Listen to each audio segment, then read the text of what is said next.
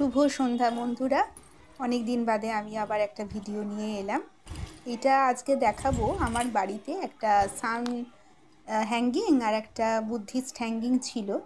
তো একটা ছিঁড়ে গেছে আর দুটোরই মোটামুটি কালার ভীষণই বিবর্ণ হয়ে গেছে। তা হঠাৎ মনে হলো যে কেমন একটা বাজে দেখতে লাগছে, ঘরে যা রং আছে সেই দিয়েই একটু রং করে নিই।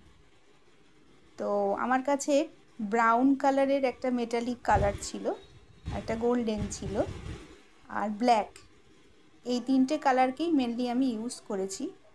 আর 10 নম্বর রাউন্ড তুলি দিয়ে আমি পুরো রঙটাই আমি করেছি। দেখুন আপনারা, ওই সানটাও করেছি আর এই ঘন্টাটাও করেছি। পরে ঘন্টাটার অবশ্য একটা আমি লাল কার্ড নিয়ে একটা দড়ি মতো করে নিয়েছি যাতে হ্যাং করতে পারি। তো এরপরে আমি ভাবলাম যে এটা কেমন খুব তারপর দেখছি যে খুব ছিমছাম দেখতে লাগছে, তাই ভাবলাম যে আইব্রো বা চোখটা যে একটু হাইলাইট করলে ভালো হয়।